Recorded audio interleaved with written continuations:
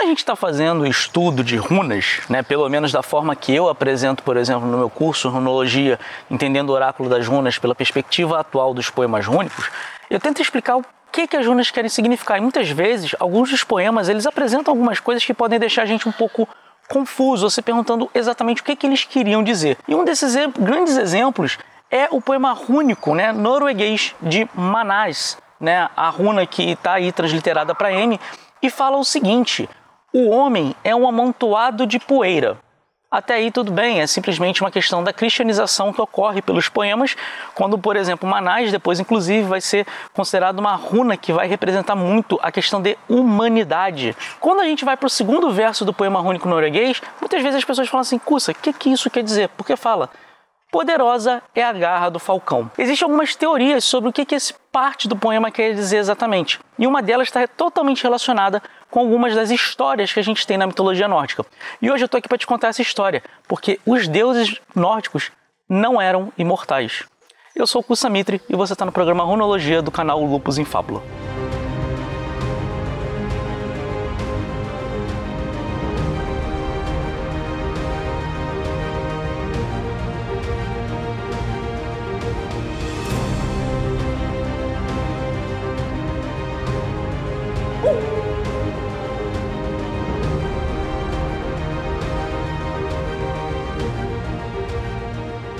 Ao contrário de algumas outras mitologias, na mitologia nórdica a gente tem uma questão que diferencia muito, talvez aí, né, da grande questão de como é considerado os deuses, ou do que os deuses são, como eles são vistos, né?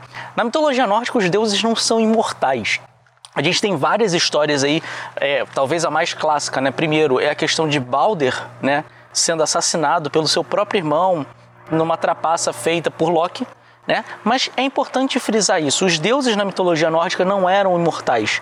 E isso já muda muita coisa como a gente olha normalmente para essa questão da mitologia nórdica, né? Então assim, tipo, se eles não eram imortais, como é que eles sobreviveram? E aí a gente vai ter a história que a gente vai falar aqui hoje. A gente vai falar um pouquinho sobre a deusa Idun. Idun é uma deusa muito proeminente na mitologia nórdica, onde ela era responsável pelas maçãs da longevidade divina. Como assim, Kusa, longevidade divina? Bem, como eu falei, os deuses não eram imortais, né? Eles basicamente poderiam morrer. Balder morreu e basicamente, se a gente for olhar a história um pouquinho mais à frente, quando o Ragnarok, né, o problema que teoricamente todos os deuses praticamente morrem, exceto alguns, exatamente, né? Eu acabei de falar, eles morrem, né? Eles são numa grande batalha liderada basicamente aí, adivinha quem? Loki, né? Eles acabam morrendo, vários dos deuses, e só alguns deles sobrevivem. Então, Idun era responsável pelas maçãs da longevidade. Eram maçãs que teoricamente teriam uma certa propriedade mágica, e nessa questão de ter uma propriedade mágica, ela fazia com que os deuses não envelhecessem. É assim que, teoricamente, os deuses se mantinham vivos e longevos, né? Eles poderiam morrer se eles fossem para uma batalha, se eles fossem para coisa do tipo, eles poderiam morrer.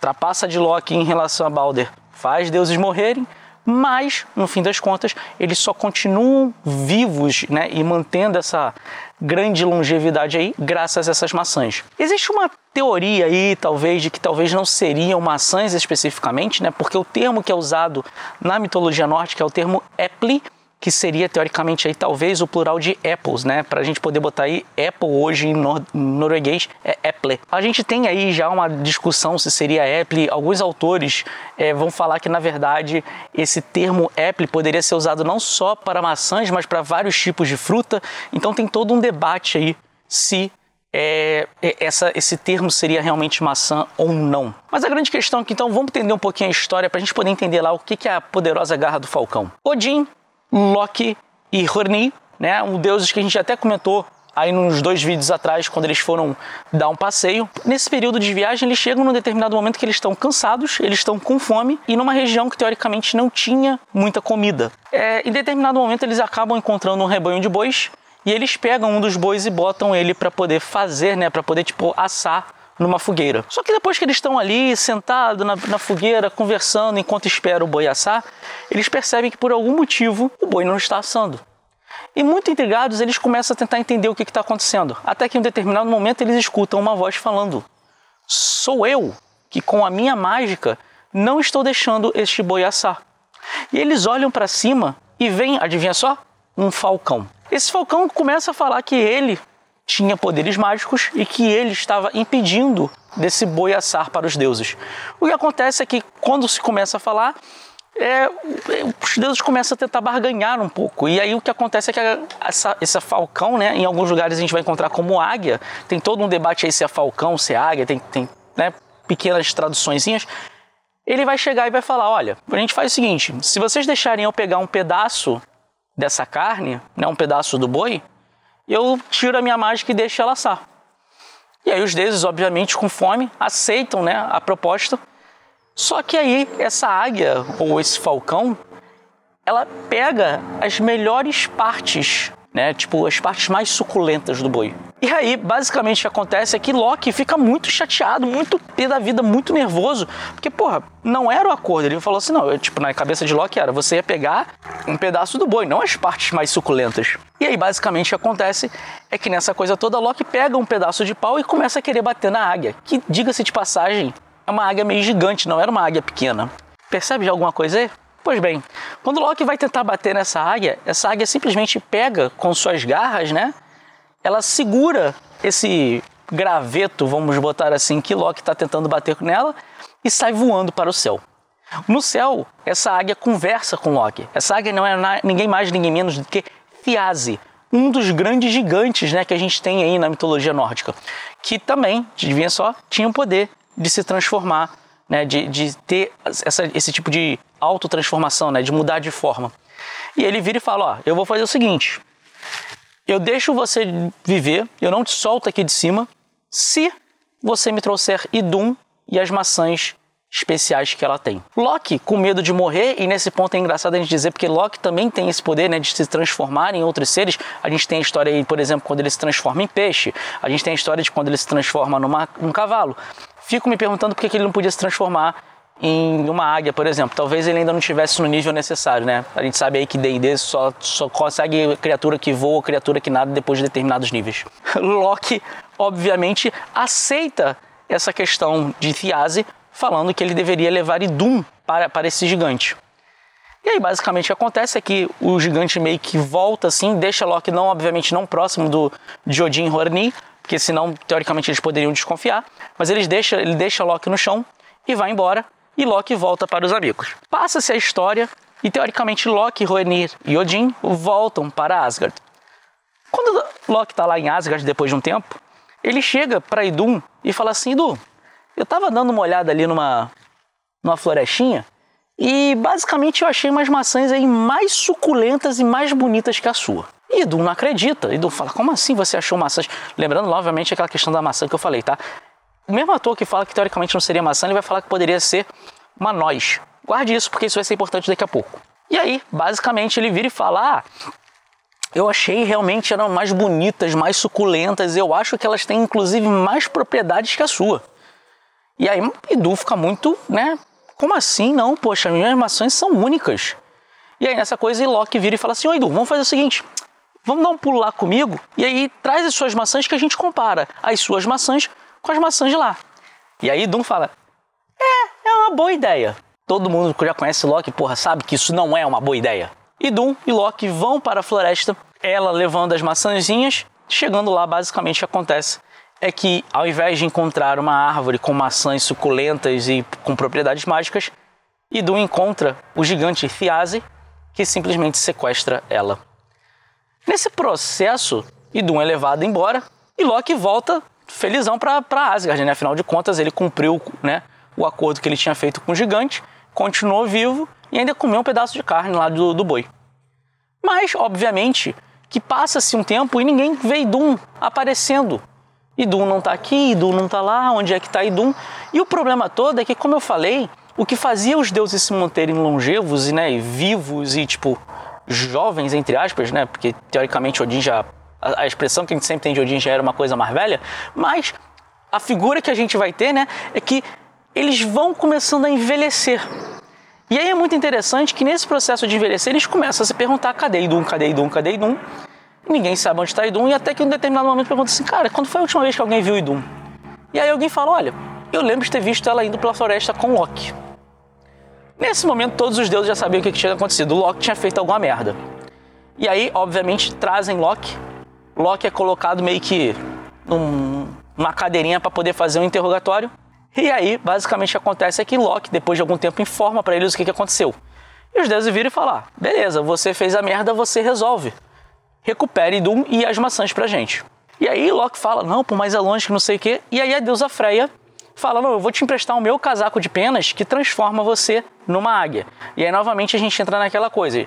Não pode ser que seja uma águia, pode ser que seja um falcão, afinal de contas, de certa forma, o falcão é um tipo de águia. Então tem todo esse tipo de debate aí. Mas lembre-se que agora a gente está falando de 2 falcões nessa história. Loki veste essa coisa de penas, se transforma nessa águia ou falcão e voa até Jotunheim, né, para poder pegar e tentar resgatar.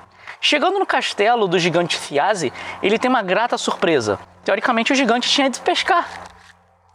Tipo, sábado de manhã, solzinho, vamos lá pescar, né? Coisa mais prática. E, obviamente, Idun estava lá. Ao ver que Idun estava lá, ele fala com Idun para se transformar numa noz. E aí é uma coisa interessante, né? Porque em momento algum é colocado como Idun tendo o poder de se transformar em alguma coisa. Loki pega ela na garra, e em alguns lugares vão falar que ele pega ela pelo bico, mas ele vai pegar, vamos botar, né, a questão da garra, até porque é a grande questão do que a gente está falando aqui, ele pega ela pela garra e sai voando de volta para Asgard. Basicamente o que acontece é que no processo de voltar para Asgard, o gigante chega em casa e aí ele vê que Idun não está mais lá e ele já sabe o que aconteceu. Obviamente Loki veio aqui e resgatou ela. Então ele se transforma novamente naquela águia gigante e começa a ir em busca de Loki, né? Ele começa a voar em direção a Asgard no caminho que seria talvez aí o caminho que Loki teria feito.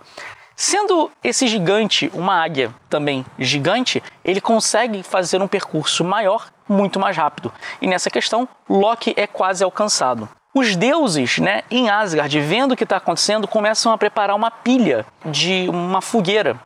E aí o que acontece basicamente na história é que Loki passa voando rapidamente, os deuses acendem a fogueira e essa fogueira ela explode de uma forma muito rápida, de forma que ela levanta uma fumaça muito espessa. O gigante Thiazi, em formato de águia gigante, né, ou de falcão gigante, não vê o que está acontecendo e quando ele passa por dentro dessa fumaça ele acaba batendo nos muros de Asgard, aqueles muros que a gente até falou na questão da história de construtores de muros. Esse gigante bate nesse muro e acaba morrendo. A gente vê que a gente tem na própria história da mitologia nórdica uma história onde a gente tem 2 águias ou falcão, ou, né, e aí entra muito esse debate de qual tipo de animal poderia ser, mas a gente tem 2 falcões que de certa forma são extremamente importantes para essa história. A gente tem o fato do gigante Thiazi segurando Loki, voando com ele para os céus, ou seja, ele realmente deveria ter uma garra muito forte. E de qualquer forma a gente tem também aí a questão de Loki em formato de águia, segurando Idun, né? Apesar que Idun teoricamente seria uma noz nesse momento, mas ele pegando Idun e levando Idun de volta também para Asgard. Então a gente tem 2 pontos aí muito importantes sobre essa coisa da águia. E aí é muito interessante a gente pensar no seguinte, como o poema, e esse poema de Manás, se você ver lá o curso meu, que você vai encontrar, pode encontrar ele no runologia.com.br, fica ligado aí, a gente está com várias coisas. Um poema que um curso que vai te mostrar o que são as runas, né? Como é que os nórdicos entendiam elas através dos poemas e com uma explicação minuciosa de cada uma das coisas. Quando a gente olha, por exemplo, o poema de Manás, a gente vê que o poema de Manás ele possivelmente foi totalmente cristianizado. A gente vai ter que os poemas em si eles vão falar muito sobre essa coisa da mortalidade do homem. O que, de certa forma, se a gente for olhar para a mitologia nórdica, não era algo que, teoricamente, eles tinham tanto apego, né? Teoricamente, a ideia era que você morresse em batalha para poder ir para Asgard. Então, essa coisa de considerar a morte como algo muito ruim não é algo que fazia parte realmente da história dos nórdicos. Porém, contudo, a gente pode dizer que, a gente tem esse poema com essa coisa de cristianidade, né? E aí a gente vai ter que na mitologia nórdica a gente tem uma coisa muito interessante, que é os deuses não eram mortais. E é muito possível talvez que essa questão deles terem colocado essa história da garra do falcão é justamente tentando fazer uma alusão de que os deuses nórdicos não eram mortais, eles eram imortais. Isso talvez fosse até uma forma dos próprios monges copistas que acabaram modificando esses poemas de tentar mostrar ou dizer assim, olha, o teu Deus, ele não é imortal, enquanto o nosso é.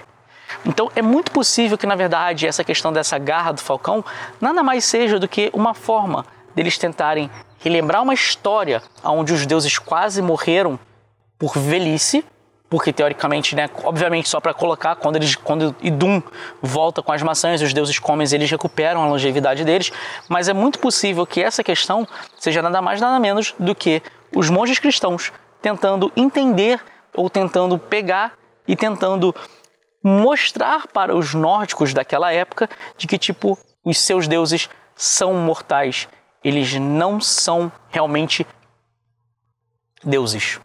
Eu vou dizer o seguinte, se você achou essa história interessante, se você gosta de mitologia nórdica, eu vou dizer que clica no sininho, se inscreve, aperta o canal. Se você achou essa história maneira, mas não tem como apoiar a gente no catarse.me/LeafRod, daí tem um botãozinho aqui de obrigado ou thanks, eu não sei como é que tá em português, onde você pode dar uma gorjetinha pra gente aí, que também ajuda a gente pra caramba aqui a fazer as coisas todas no canal.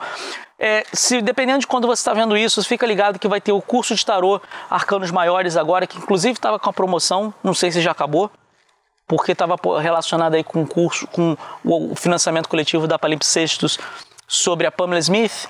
Mas fica ligado aí que vai ter o curso de tarô. E se você gosta de runas, se você quer aprender runas, entendendo como é que os nórdicos entendiam elas, fica ligado, runologia.com.br, acessa lá. A venda está aberta nesse momento, mas a gente deve fechar ela daqui a pouco, porque aí a gente vai fazer realmente uma forma para poder, trazer a galera para poder conhecer melhor isso aí. Beleza? Então, runologia.com.br, catarse.me/LeafRod, clica, assina, notifica o sininho e eu vejo vocês no próximo vídeo. Hail!